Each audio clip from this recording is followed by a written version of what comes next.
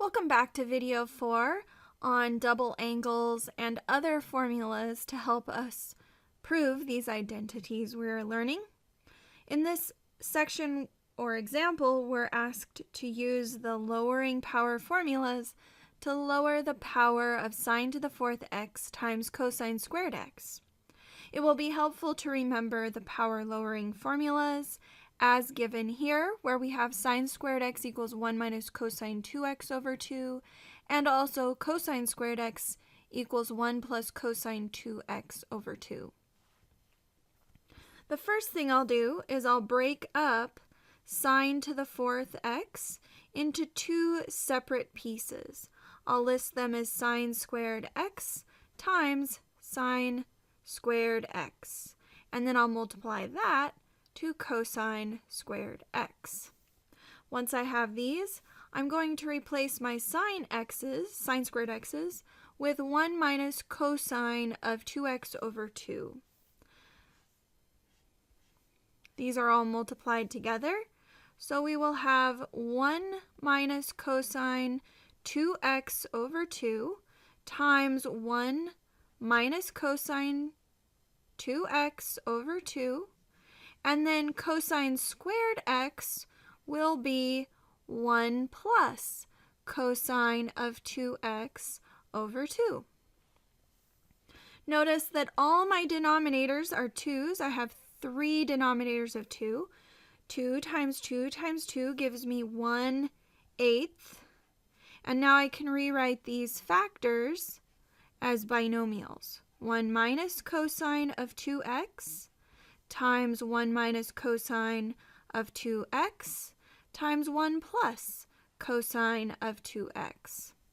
I'm going to multiply the 1 minus cosine 2x and the 1 plus cosine of 2x together, and this will give me 1 minus cosine squared of 2x. Now, I don't want any exponents other than 1 in this expression when I'm done, which means I need to replace this cosine squared of 2x with a power lowering statement. So I'm going to rewrite cosine squared of 2x as 1 plus cosine of 4x.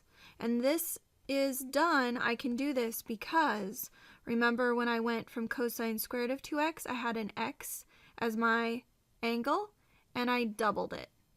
So when I have a 2x, I can double it, and it's a 4x, and my exponent is reduced. Or lowered, however you want to explain it. All over 2. And then everything else just comes down as it was, 1 minus this quantity of stuff. And then I'll rewrite the leading portion. So I had 1/8 times 1 minus cosine of 2x as a factor, and these are all just hanging out for now. We haven't done anything to them yet.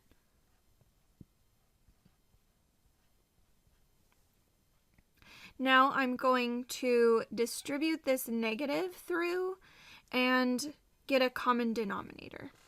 I'm going to do this kind of off to the side because we need to be able to simplify our work.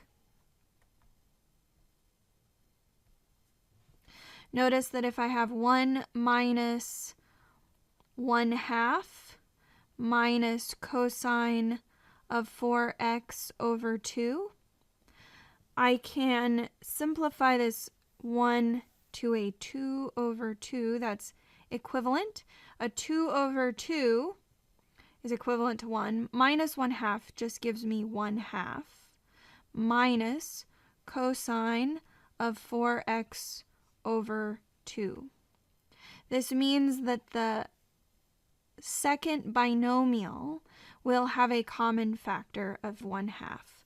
I'm going to rewrite that 1/2 out front with the 1/8. And then I'm going to multiply that by 1 minus cosine of 2x times 1 minus cosine of 4x. the fraction out front becomes a 1 over 16. And then I'm going to FOIL these two binomials. 1 times 1 is 1. 1 times negative cosine of 4x is negative cosine of 4x. Negative cosine of 2x times 1 is a negative cosine of 2x.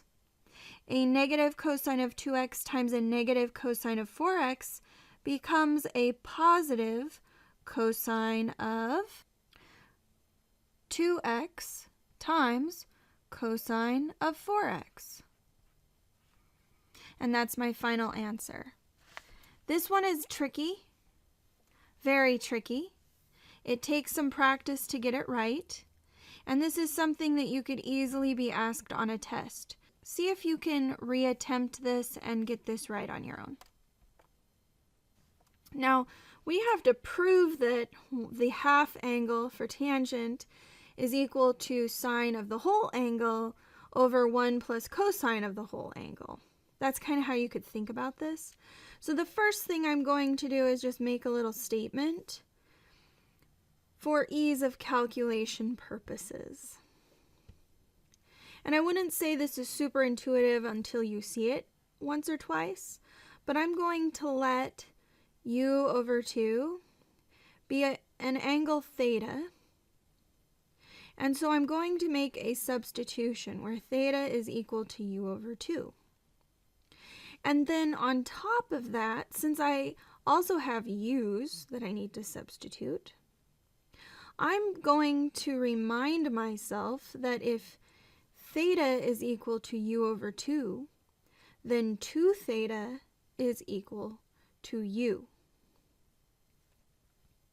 So this is an implied statement here. 2 theta is equal to u if we let theta equal u over 2. Now I can do a rewrite of the proof, or the identity that we're trying to prove. Tangent of theta is equal to sine of 2 theta over 1 plus cosine of 2 theta. And we know what to do with double angles because we've already looked at those. So now I'm just going to work with the right-hand side.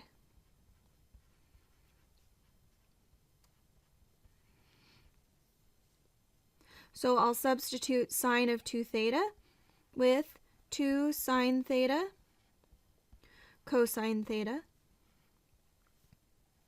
In the denominator, I'll substitute the cosine of 2 theta with cosine squared theta minus sine squared theta. Now remember, we're trying to get this right-hand side to look like tangent of theta, which means my goal is to get something where I have sine of theta over cosine of theta, because I know that's equal to tangent of theta. So this is my goal here. And I need to keep that in mind as I continue to simplify the right-hand side. The first thing I notice is that sine squared theta is not fitting into my pattern. And so I'm going to replace sine squared theta with 1 minus cosine squared theta from our Pythagorean identities. And then I'm just going to replace everything as it was in the denominator. So the denominator will have 1 plus cosine squared theta minus the quantity 1 minus cosine squared theta. Don't freak out yet. This is looking better already, even if you can't tell yet. In the numerator, I still have 2 sine of theta times cosine of theta. In the denominator, I have 1 plus cosine squared theta minus the quantity 1 minus cosine squared theta. And now I need to distribute that negative to both terms inside parentheses. Now I have 2 sine of theta times cosine of theta all over 1 plus cosine squared theta minus 1 plus cosine squared theta. If I look at 1 and negative 1, I see that they add to 0. In the numerator, I still have 2 sine of theta times cosine of theta. In the denominator, I have 2 cosine squared theta. If I were to break the cosine squared theta into 2 pieces, I would have cosine theta times cosine theta. And I also can reduce the 2's because 2 divided by 2 is 1. This gives me sine theta times cosine theta in the numerator, all over cosine theta times cosine theta in the denominator. Now I can divide out the cosine theta over cosine theta because that is equal to 1. This gives me sine theta over cosine theta, which is equal to tangent theta. And I now have tangent of theta is equal to tangent of theta. But remember, originally I let theta equal u over 2. So I'm going to replace my theta with u over 2. And my final statement will be tangent of u over 2 is equal to tangent of u over 2. And I have proven this identity as desired.